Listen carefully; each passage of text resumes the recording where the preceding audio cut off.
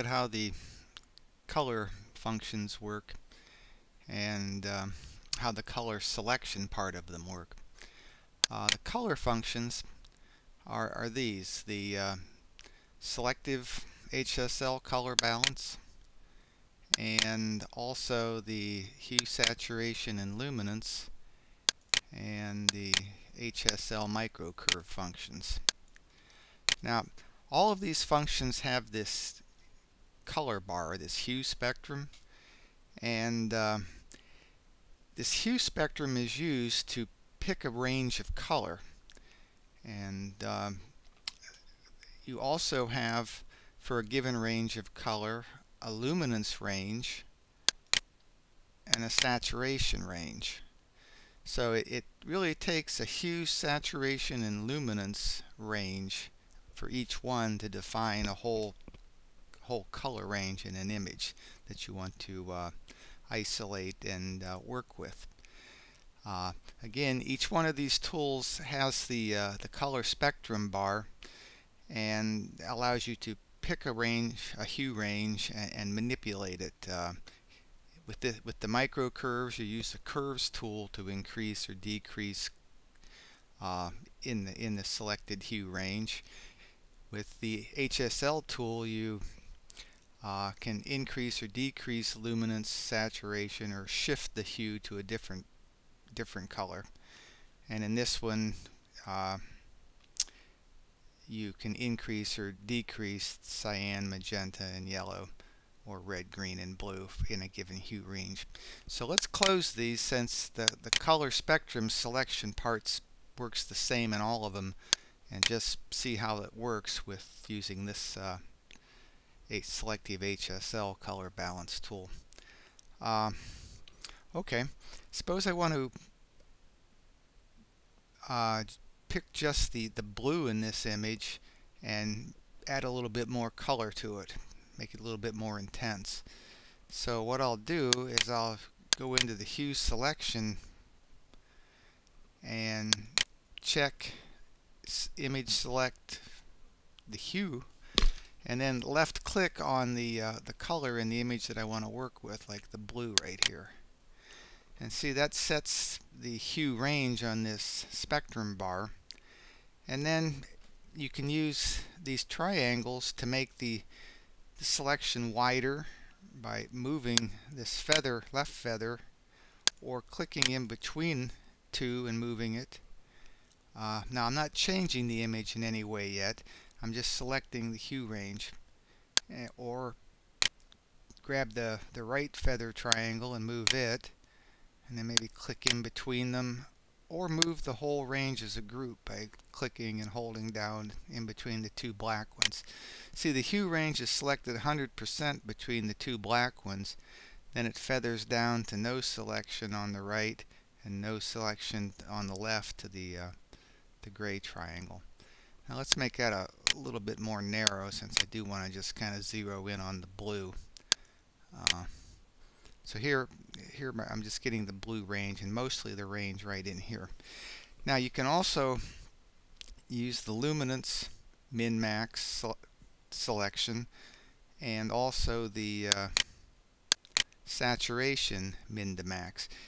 And it takes the hue range plus the saturation range, here it's wide open, and the luminance range, which is wide open at this point, to define the interval that you want to work with. And then once you have the interval defined, these other sliders actually perform the operation on the hue range defined by the triangles here and the saturation and luminance sliders.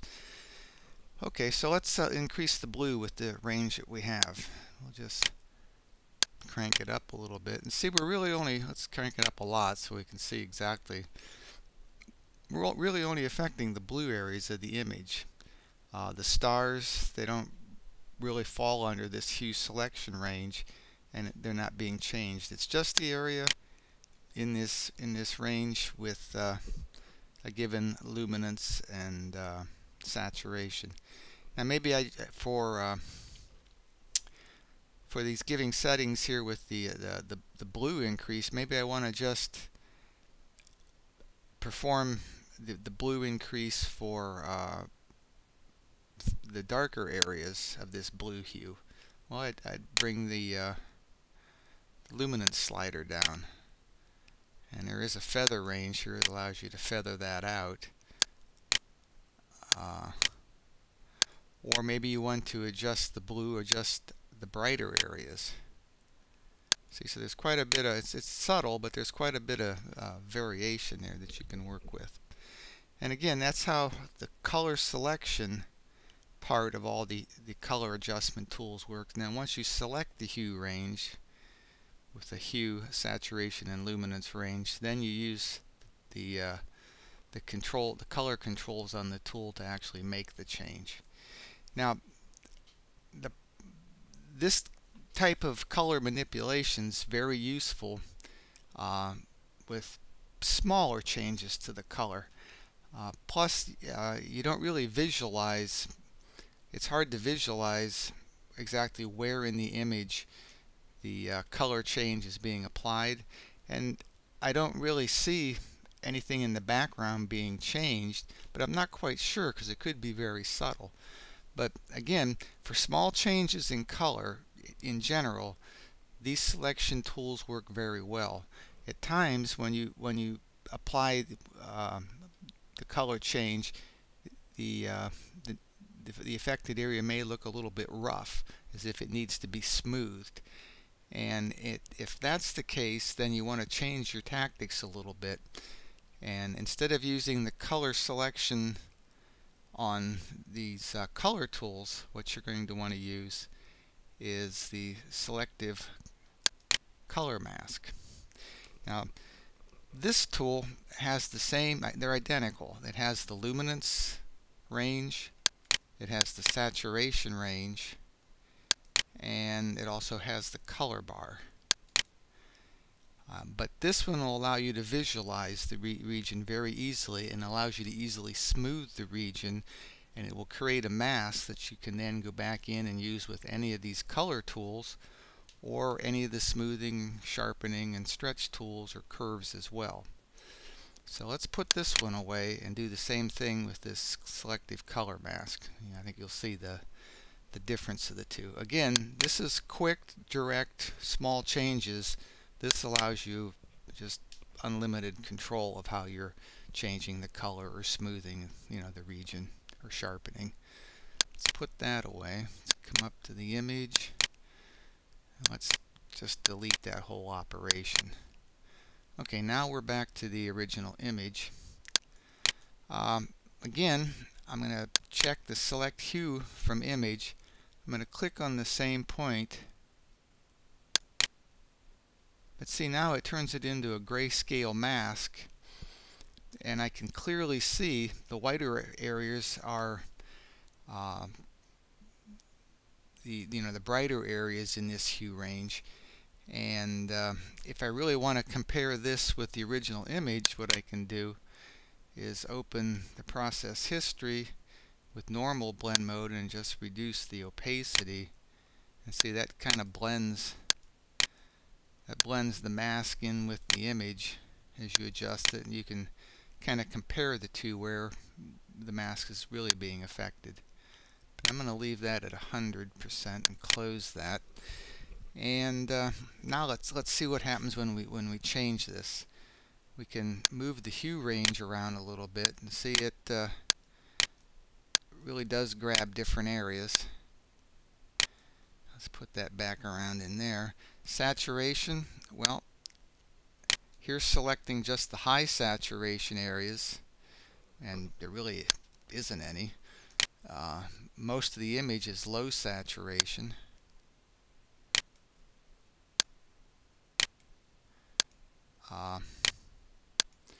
I can exclude some of that background here that I really don't want to mess with by playing with the saturation a little bit. But really, probably the best way to exclude all of this background from becoming blue when I increase the blue in M51 is to use the luminance. Now I don't want this darker area, so I'm going to increase the luminance to exclude it. See, we're not changing the image, we're just building a mask.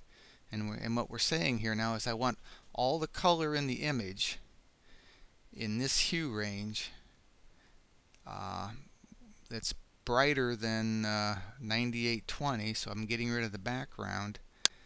And the saturation, well, I'm taking any saturation. I could limit saturation here as well. And then this mask level, that allows you to make the mask brighter or dimmer. And remember, places where the mask is brighter will apply whatever filter you're using it with more than the darker areas of the mask. We'll just leave it at the default. Okay, I'm going to leave the color selection tool open so it tells me what color I'm really working with. And then I'm going to turn this image into a mask. See, right now it's an RGB image, and I need to turn it into a monochrome image to make it a mask. Monochrome images say gray at the top. Then I'm going to smooth it.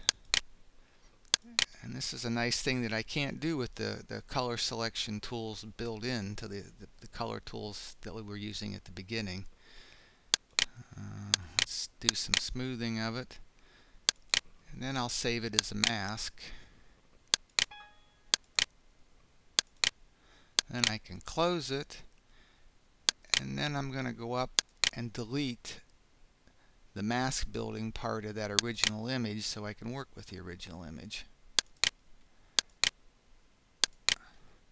Okay, now I've got my mask built of the blue areas that I want to work with, and now I just have to apply a filter and use the mask. So let's see, let's go back, pick a color tool, and now I'm not going to use the min and max apply because I've already done that. I'm just going to use the color adjustment parts of it. So let's increase the blue, and see it's changing blue in each pixel. So to restrict that just to the blue areas of the image, I'll assign the mask, right click on that, paste the mask, and see now I have this mask controlling the increase of blue and just those areas. But now it's feathered out, and I can see how it's feathered, and perhaps I want to paint on this mask to exclude different parts of it, or just a whole lot of possibilities open up when you use a mask with these color tools. And this selective color, that's probably the best way to really isolate an area, and it allows you to really see what you're doing with the area and then apply smoothing and paint functions to the mask. It really extends the color selection part of the process to change the color. Okay.